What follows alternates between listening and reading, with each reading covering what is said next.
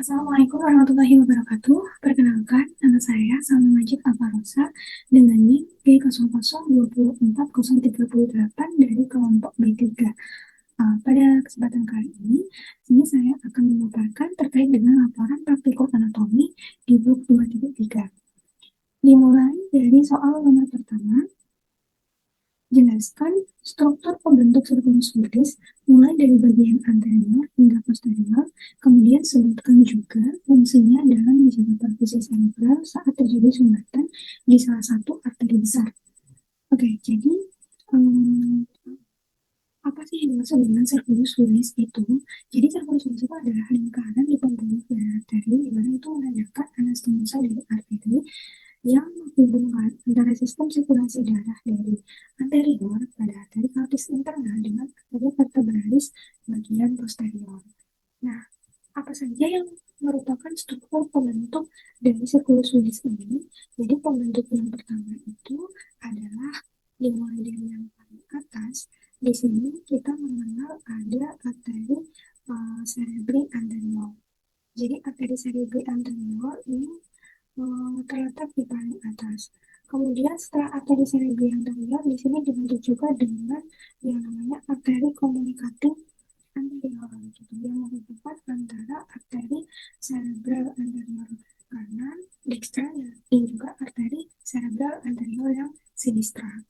Nah, kemudian di sini berlanjut lagi sebagai arteri cerebral anterior ya, yang kemudian di sini kita mengenal ini adalah arteri karotis internal yang coba keluar ini membentuk arteri cerebral media.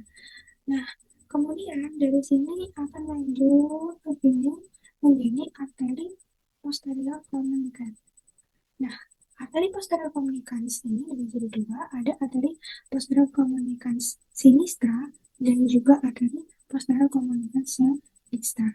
Yang kemudian arteri posterior communicans ini akan menghubungkan dengan arteri cerebral posterior, di mana arteri cerebral posterior ini terbagi menjadi dua segmen.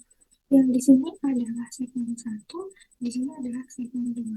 Segmen 1 ketika dia membentuk sebelum membentuk percabangan dengan arteri posterior communicans. Nah, sedangkan segmen 2 terbentuk ketika sudah membentuk percabangan dengan arteri posterior communicans. Yang nanti kedua arteri cerebral posterior itu akan menyatu yang membentuk yang namanya adalah arteri basilar. Nah, di sini 1, 2, 3, 4 ini merupakan arteri pontin, sedangkan pada sebelah sini adalah arteri cerebellum inferior. Arteri cerebellum inferior ini nanti akan membentuk percabangan dengan labirinthine. Ya, nanti bakal terbagi menjadi dua, yaitu arteri cerebellum posterior inferior dextra dan juga sinistra. Yang nanti bakal berlanjut sebagai yang namanya arteri vertebra. Jadi secara umum keseluruhan sirkulus wilis ini tersusun atas beberapa struktur pembentuk dari pertama arteri cerebral anterior, arteri komunikasi anterior, arteri karotis internal, arteri cerebral media, arteri posterior, arteri komunikasi posterior, dan arteri cerebral posterior juga arteri basilar. Nah, kemudian bagaimana saat terjadi sumbatan? Jadi saat terjadi sumbatan, sirkulus wilis ini bakal berfungsi untuk sistem cadangan atau kolateral yang memungkinkan aliran darah otak itu akan tetap terjaga saat terjadi sumbatan di salah satu arteri besar.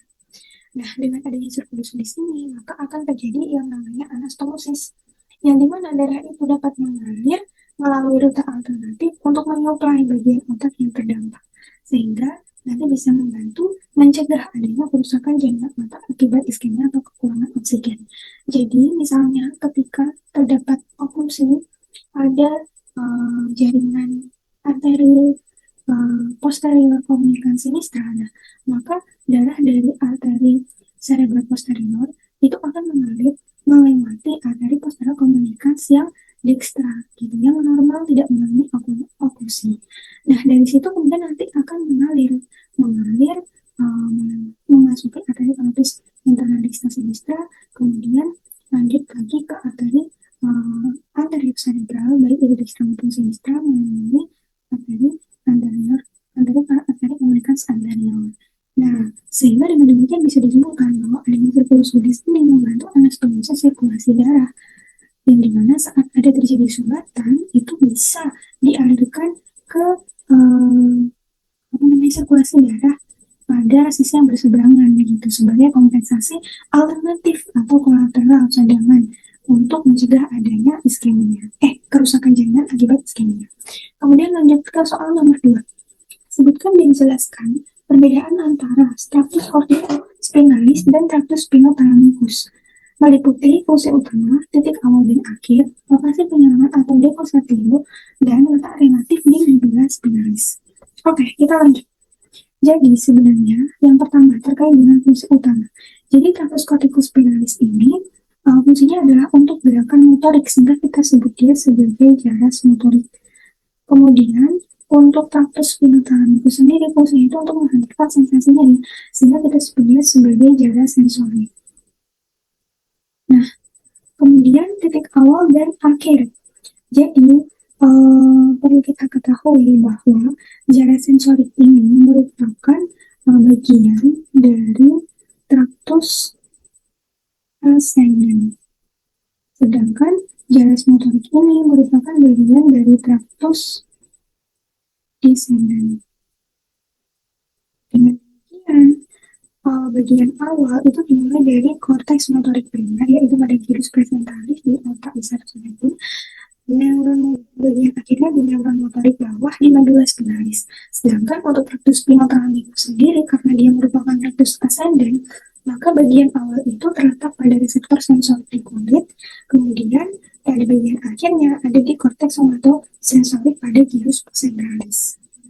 Nah, kemudian lokasi penyerangan atau depositio sendiri pada tractus corticospinalis itu biasanya menyerang pada medulla oblongata atau depositio piramidum.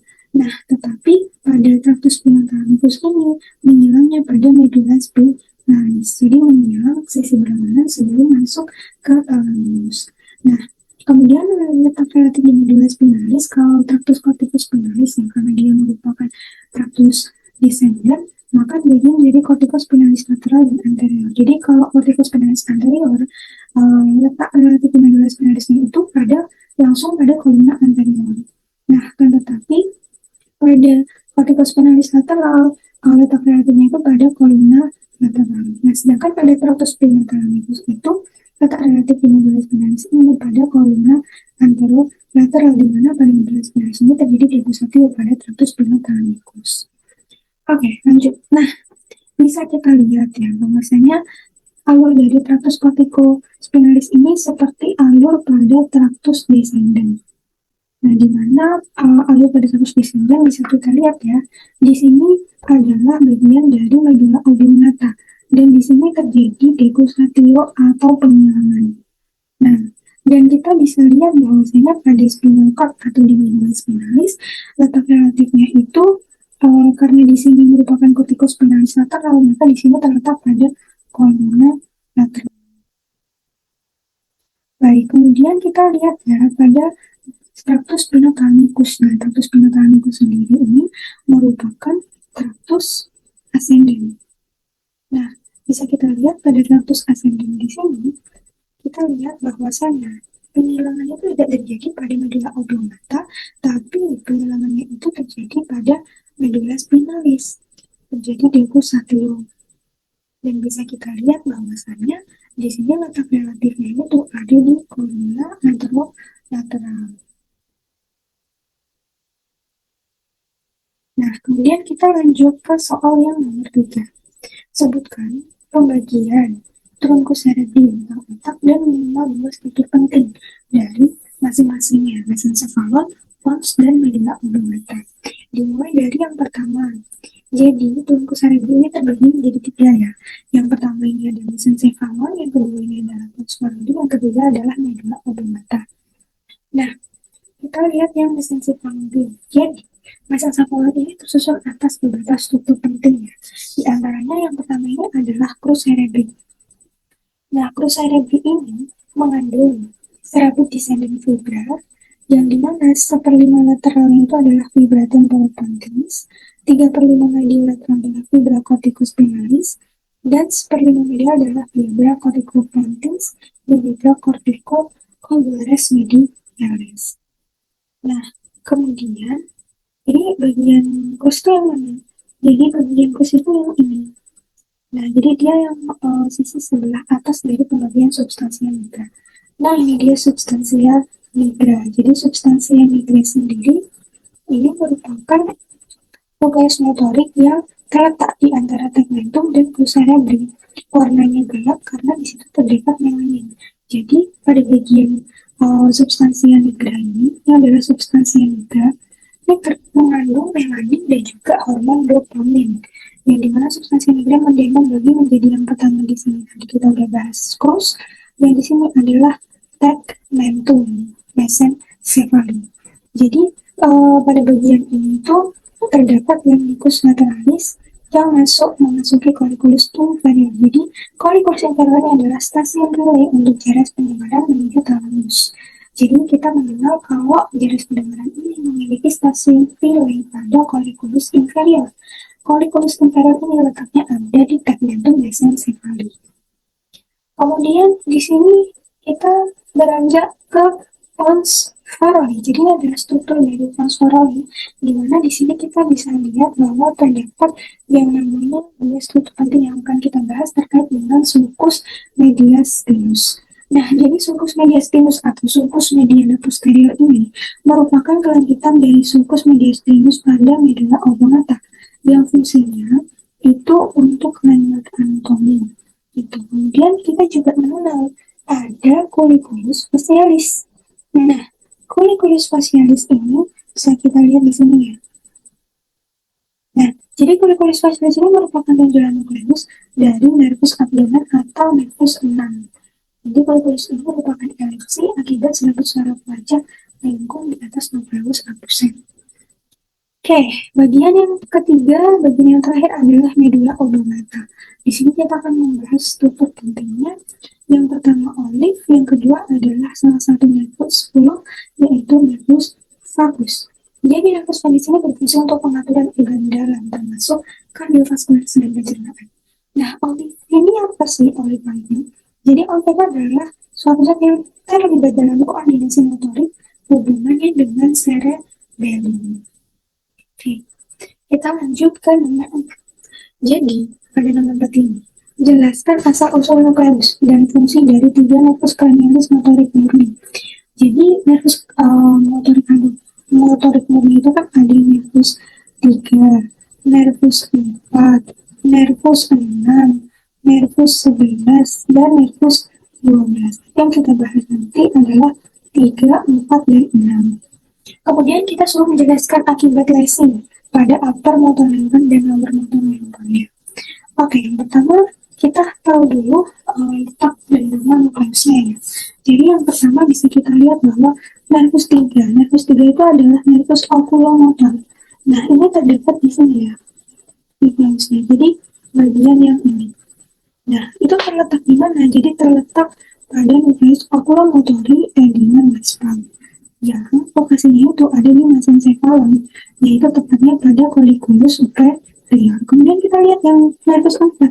Nervus 4 ini merupakan nervus trochlear. Nah, di sini ternyata atas bawah.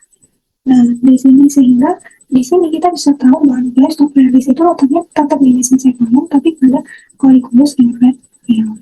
Kemudian nervus 6. Nervus 6 ini bisa kita lihat nervus abdusen ada di sebelah sini.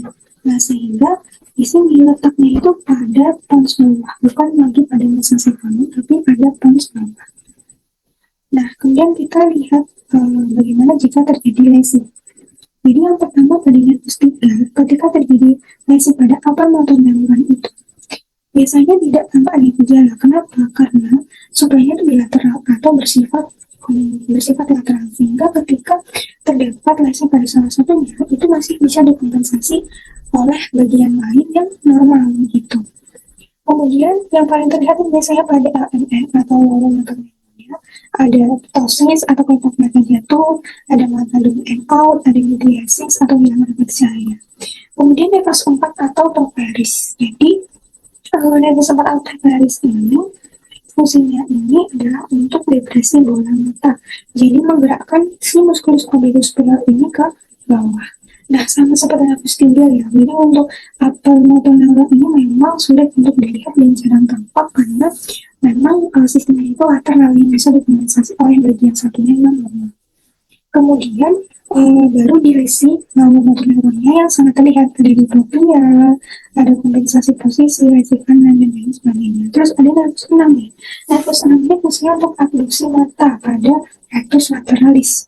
Nah, di mana pada upper motor neuron itu bisa terjadi kelemahan abduksi kontralateral, tapi sifatnya ringan. Sedangkan pada lower motor neuron itu bisa berupa mata tidak bisa melihat ke lateral, strabismus convergent, dan diplopia horizontal. Kemudian kita lanjutkan nomor 5, jelaskan lokasi dan fungsi dari area bagian 4, 1, 2, 3, 4, 4, dan 5, dan area 22. Nah, ini bisa kita lihat ya di sini. Bahwasannya yang pertama nih, area 44 dan 45. Terus bisa kita lihat tadi area 1, 2, dan 3.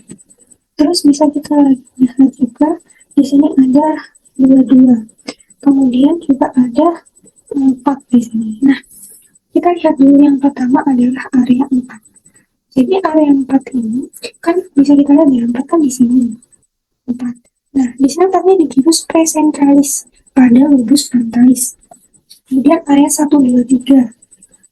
Nah, area 1, 2, 3 ini kita juga bisa lihat bahwa letaknya pada gyrus concentralis pada lobus parietalis. Kemudian yang ketiga, kita bisa lihat nih, 4, 4, 4, 5. Di mana di sini terletak pada gyrus frontalis tapi inferior pada hemisfer yang sinistra. Kemudian ada area 22. Nih, bisa kita lihat dari sini terdapat gyrus temporalis superior pada posterior kiri. Nah, fungsinya itu apa saja? Jadi area 4 ini dia berfungsi untuk korteks motorik primer. Kemudian mengontrol gerakan sadar area 1-2 untuk korteks sensorik primer yang mengolah rangsangan sensorik tubuh. Area 44 dan 45 sebagai area buka untuk produksi bahasa. Sedangkan area 22 ini area wernik yang fungsinya untuk pemahaman bahasa lisan dan tulisan. Lanjut ke nomor 6. Jadi, ada pertanyaan, mengapa oklusi pada arteri cerebromedia lebih sering menyebabkan kelumpuhan pada wajah dan lengan dibandingkan tungkai? Jelaskan dengan mengaitkan distribusi vaskular dan homunculus motorik. Oke, kita jawab dulu ya. Jadi, homunculus motorik itu apa? Seperti yang bisa kita lihat di sini, inilah yang disebut sebagai homunculus motorik. Nah, di sini pada bagian gyrus presentalis itu, di sini terdapat yang pertama, bagian lateral atau samping, yaitu bagian di sebelah sini lateral. Ini merupakan wajah dan lengan. Ya, modal wajah dan lengan. Ini bagian yang lateral. Nah, tetapi pada bagian yang mulai medial, nah ini dia mulai mengontrol tungkai dan juga kaki. Nah, kemudian setelah kita tahu tentang homunculus motorik, nah kita lanjut di soal vaskularisasi dari cerebrum. Jadi ternyata bisa kita lihat di sini bahwa di sini kan tadi ada circulus subins, kemudian dia kan akan berlanjutkan ke sini. Nah ini tuh namanya adalah ACM atau arteri media cerebral gitu. Yang dimana bisa kita lihat bahwasanya ACM ini dia akan memvaskularisasi bagian yang lateral pada otak kita. Nah, bisa kita lihat pada gambar ini. Nah, ini adalah bagian yang divaskularisasi oleh arteri cerebri media. Nah, dengan demikian setelah kita melihat bahwasannya arteri cerebri media memvaskularisasi otak bagian lateral dan kita lihat pada homunculus motorik bahwa bagian lateral itu mengontrol wajah dan lengan, ya. Oleh sebab itu bisa kita simpulkan bahwasannya arteri cerebri media itu lebih sering menyebabkan kelumpuhan pada wajah dan juga aman. Jadi karena ACM ini tersumbat, maka area lateral cortex akan kekurangan oksigen. Sehingga apa? Kontrol wajah dan lengan terganggu. Dan pasien bisa mengalami kelumpuhan wajah dan lengannya pada sisi tubuh yang bernama. Kesimpulannya, lebih sering menyebabkan kelumpuhan wajah di wajah dan juga lengan dibandingkan tungkai karena ya ACM itu menyuplai pada bagian lateral otak, bukan pada bagian medial otak. Sedangkan pada bagian lateral otak menurut impuls motorik itu lebih banyak membentuk pada wajah dan juga lengan. Sedangkan kalau tungkai itu diaturnya sama bagian yang media otak, yang dimana media otak ini divaskularisasi bukan menggunakan arteri cerebromedia tapi menggunakan arteri cerebri anterior. Nah, yang terakhir nih, jelaskan mekanisme kompensasi vaskular yang terjadi jika terdapat oklusi pada arteri karotis internal kiri dengan mengaitkan struktur sirkulus medis yang terlibat. Nah, kita lihat dulu ya gambarnya. Bayangin aja ketika arteri karotis internal kita itu mengalami oklusi, sehingga di sini arteri karotis internal yang sinistra. Jadi yang sebelah sini ya. Nah, sebelah sini dia mengalami oklusi. Otomatis pada poin ini, darah yang memvaskularisasi pada arteri cerebri media dan juga pada arteri cerebri anterior yang sinistra ini akan nihil atau berkurang. Nah, lalu bagaimana kompensasinya? Sehingga dengan demikian kompensasinya bisa kita lakukan dengan cara darah dari arteri basilar kemudian akan mengarah ke bagian arteri cerebri posterior dextra, kemudian mengarah naik melalui arteri komunikan posterior yang dextra, kemudian akan lanjut ke arah ke atas lagi. Di sini ada arteri cerebri media dextra, di sini ada arteri karotis interna yang dextra. Nah, ini akan lanjut ke ACA, arteri cerebri anterior yang dextra dulu. Kemudian di sini ada arteri communicans